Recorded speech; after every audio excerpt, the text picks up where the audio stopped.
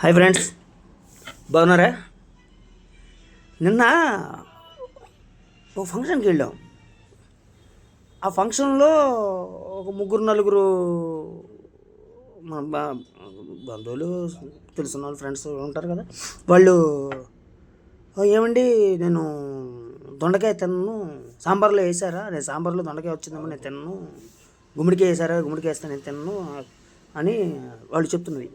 ఏమైంది, ఎలర్జీలు ఏమైనా ఉన్నాయా ఏంటనంటే, కాదు, నేను కాశీ వెళ్ళొచ్చాను, కాశీలో దేవుడికి వదిలేశాను.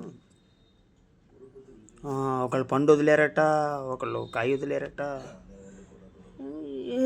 కాయ వదిలి పండు వదలడం ఏంటని చెప్పంటే, అక్కడ మన ఫ్రెండ్స్ వాళ్ళు నలుగురు మాట్లాడుకుంటున్నాం. పండో కాయో కాశీలో వదులుతారు, అవును వదులుతారని కొంతమంది చెప్పడం.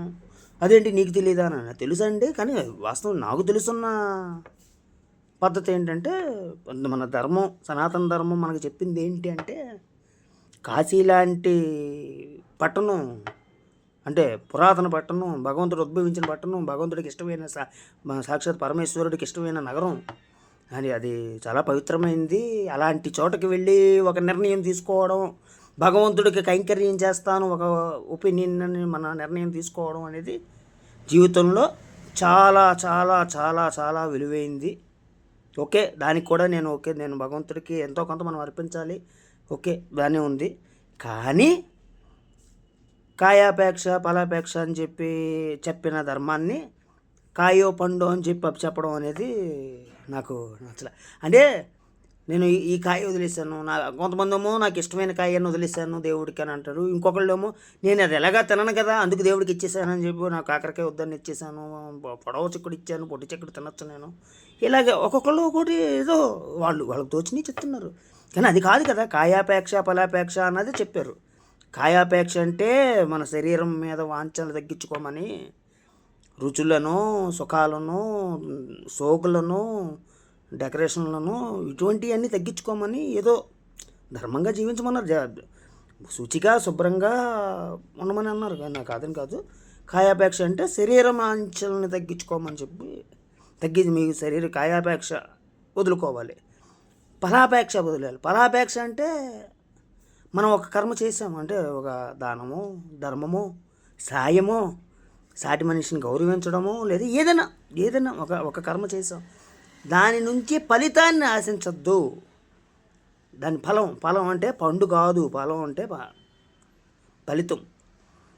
కాయం అంటే శరీరం మీద ఆపేక్ష, శరీరం మీద ఆపేక్ష తగ్గించుకోమన్నారు. పండు ఫలాపేక్ష తగ్గించుకోమన్నారు. కాయాపేక్ష ఫలాపేక్ష భగవంతుని కుదలకమన్నారు. ఆ రోజు మన దేవుడి దగ్గరికి వెళ్ళామంటే, మనం జీవితంలో ఎన్నో అనుభవించి ఏం చేసామో, కాశీకి వెళ్ళామంటే చిన్న విషయం కాదు.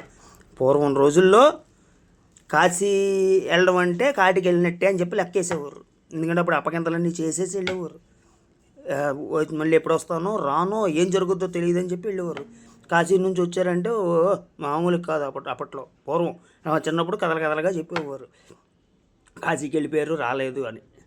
ఇప్పుడు మా తాత వెళ్ళిపోయారు, అమ్మమ్మ వెళ్ళిపోయారండి. ఇప్పుడు అలా కాదు, ఇప్పుడు అందరూ వెళ్ళగలుగుతున్నారు, ఓకే. కానీ కాయో పండు వదలడం కాకుండా కాయాపేక్ష ఫలాపేక్ష వదులుకునే నిర్ణయం తీసుకునే మనుషులు, అంటే దాని వివరం తెలుసుకుని అక్కడున్న పండితులు చెప్పాలి కదా. వాళ్ళు దొండకాయ వదులుతావా, బెండకాయ వదులుతావా అని చెప్పడం ధర్మం కాదు కదా. ఏంటంటే మోడర్న్ జీవితం, అన్నీ మార్చేశారు, పద్ధతులన్నీ చాలా పద్ధతులు మారిపోయినాయి, సాంప్రదాయాలు మారిపోయినాయి, అవన్నీ ఓకే. కానీ ఇది మనం మానవ జీవితం జన్మ ఎత్తిన తర్వాత జన్మ సార్థకం చేసుకునే దాంట్లో భాగంగా ఒక అవకాశం మనకు భగవంతుడు ఇచ్చాడు. ఏదో ఒక వయసులో కాశీ వెళ్ళి మన కాశీ ఫలాపేక్ష కాయాపేక్ష వదులుకుంటే కొంచెం మన జీవిత గమ్యం చేరుతాం కదా. ఎందుకు పుట్టాము, ఏం సాధించాము అనేది ఎన్ని పక్కన పెట్టండి. మనం భగవంతుడి సన్నిధికి చేరాలి, భగవంతుడి సన్నిధి మార్గంలో నడవాలి అనుకుంటే ఇది కదా నిర్ణయం తీసుకోవాలి. ఫ్రెండ్స్, నాకు తెలుసున్నది, నాకు జరిగిన అనుభవంలోది, నాకు తోచింది చెప్పాను. ఓకే అంటే కామెంట్ చేయండి. ఒకవేళ ఏవైనా నేను చెప్పిన దాంట్లో తప్పులున్నా సరిచేయండి. ఏమంటారు? మీరు సరిచేయండి, మీరు ఏదైనా చెప్పి సరిచేయండి. ఈ ఒపీనియన్ నాకు తెలుసున్నది నిజమే అంటే నిజమే అని చెప్పి రాయండి.